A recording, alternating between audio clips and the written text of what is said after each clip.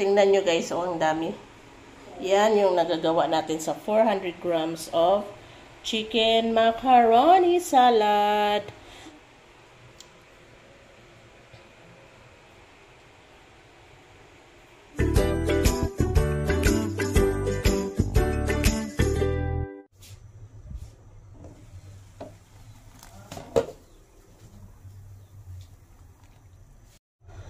Gawa tayo ng chicken macaroni salad. Hi guys! Welcome back to my channel. Today, gagawa tayo ng chicken macaroni salad. Ang main ingredients natin dito ay itong ating elbow macaroni, which is 400 grams. Papakuluan ko na, lutuin na yan. Tapos gagamit din tayo ng pineapple tidbits, pero ang nabili ni Mr. ay chunks. So, i-slice ko pa ito.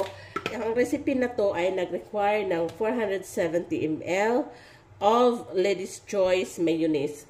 Kung pwede naman yung mga ibang brand na mayonnaise, pero mas maganda talaga tong Lady's Choice. Para sa 400 grams of elbow macaroni, gagamit din tayo ng isang Nestle cream, then isang buong cheese, and then tapos pickle relish, tapos raisin, medium size of carrots, then gagamit din tayo ng white onion, and this one guys, masarap to ipang sahog sa chicken macaroni salad. This is called celery, tapos salt, pepper, black pepper, then gagamit din tayo ng kaunting sugar for our sweetness. So, ang chicken natin ay napakuluan na, so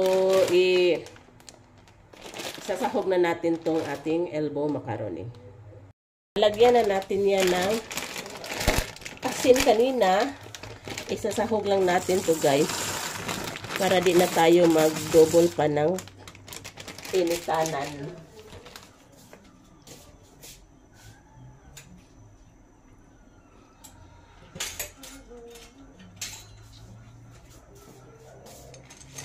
Malaki kasi itong chicken breast, kaya inuuna ko muna ng mga 5 minutes bago itong ating elbow macaroni.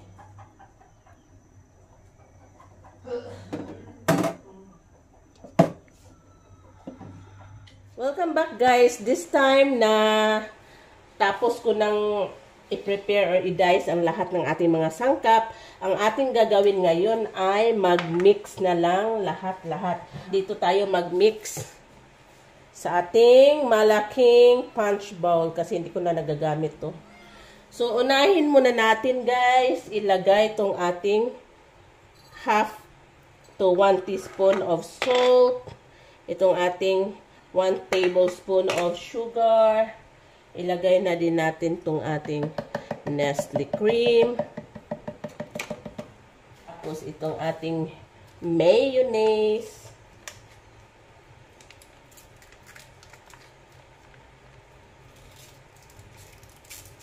I know di to healthy, pero paminsan-minsan lang naman.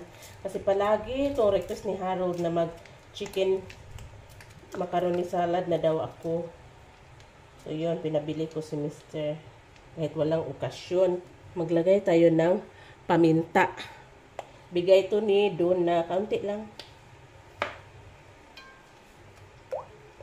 I-mix natin yon para yung ating sugar at saka salt ma-dissolve. Kasi hindi pa naman iodized salt yung gamit ko. Rock salt yun.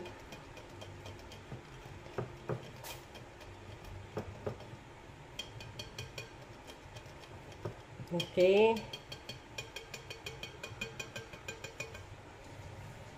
Ito na yung ating cooked pasta. Good.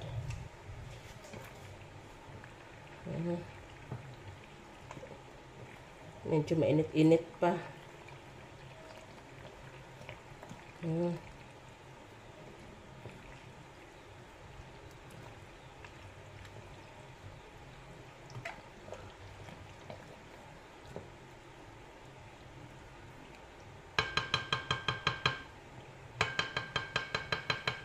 Tapos, sunod-sunod na guys.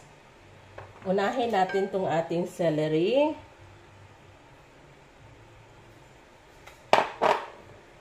Sunod natin tong ating carrots. dice nyo guys, yung maliliit na piraso. Itong ating white onion.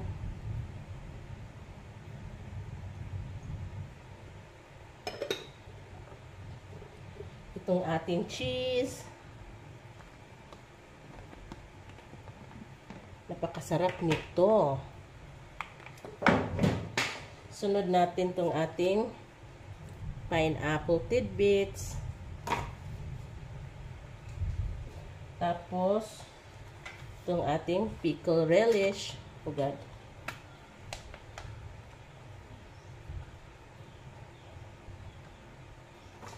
Pagkatapos, itong ating raisin. And last is itong ating chicken.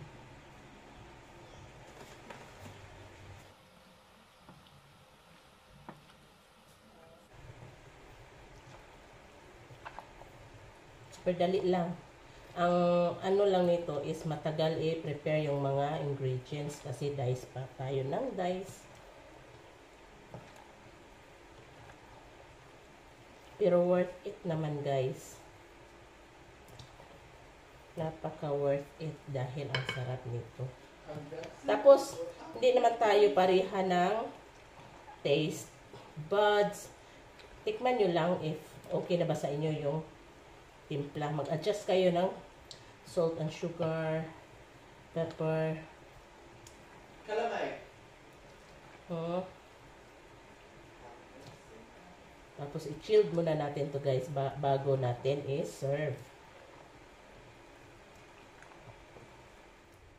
Lubusin na natin paggamit sa mga utensils. Papahugasan ko to kay Kyle. Dahil D-off naman siya.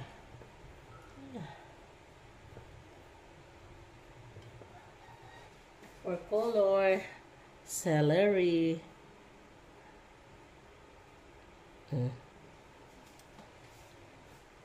Chicken macaroni salad. Tingnan nyo guys, ang dami.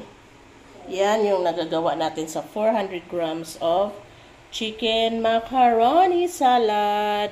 I-transfer ko to sa container, then chilled and serve.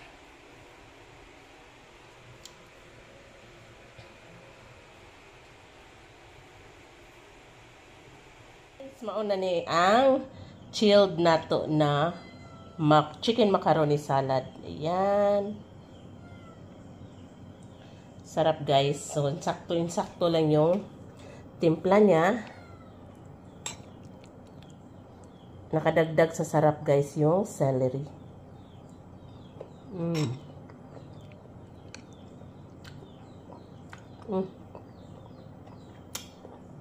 Kain po guys.